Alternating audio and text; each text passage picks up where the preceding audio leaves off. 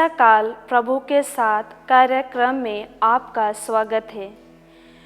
तुम में से जो बिना पाप के हो वही पहले उस पर पत्थर फेंके। यह वचन यीशु के मुख से निकला हुआ केवल एक वचन नहीं है, बल्कि वह दर्पण है जिसमें हम मानव हृदय अपना चेहरा देखता है। भीड़ पत्थर हाथ में लिए खड़ी है, आरोप स्पष्ट है, नियम उनके पक्ष में है और दंड देने की तत्परता भी। पर यीशु एक ऐसा प्रश्न रख देते हैं जो किसी पर नहीं बल्कि सब पर लागू होता है। तुम में से जो बिना पाप के हो वही पहले पत्थर फेंके। इस वचन के साथ यीशु अपराध को नकारते नहीं, पर पापी को नष्ट करने से इनकार करते हैं। वे न्याय को दया से अलग नहीं करते। उपवास काल में यह वचन हमें सिखाता है कि सच्चा न्याय आत्मा मंथन से शुरू होता है, न कि दूसरों पर उंगली उठाने से। पत्थर हमारे हाथों में नहीं बल्कि हमारे विचारों, शब्दों और निर्णयों में छिपे होते हैं। हम भी अक्सर उस भीड़ का हिस्सा बन जाते हैं। जब हम किसी की कमजोरी पर चर्चा करते हैं, किसी के अतीत को उसके भविष्य के विरुद्ध इस्तेमाल करते हैं या किसी को उसके पाप से ही पहचानते हैं, तब हम भी पत्थर उठाते हैं।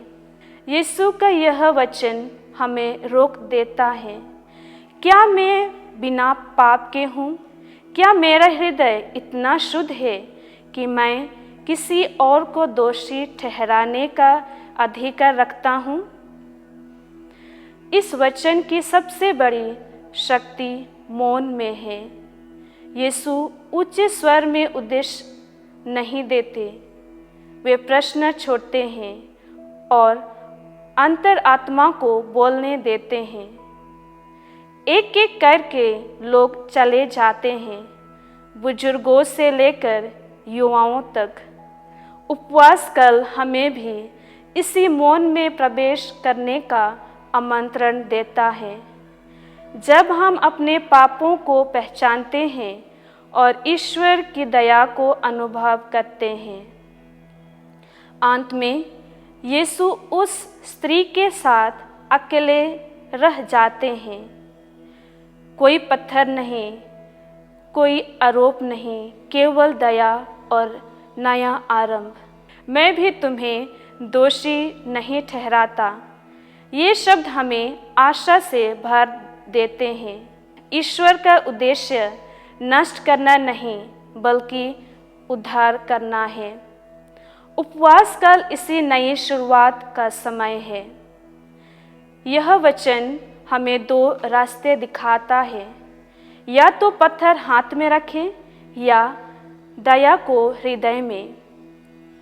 इस उपवास काल में हम प्रार्थना करें कि यीशु हमें पत्थर गिराने की कृपा दे, अपने घमंड के, अपने कठोर निर्णयों के और अपने छिपे हुए पापों के, ताकि हम दूसरों के लिए नहीं बल्कि अपने लिए पश्चाताप करें और उसी दया में जीवन पाए जिसमें हम भी प्रतिदिन स्थान दिया जाता है।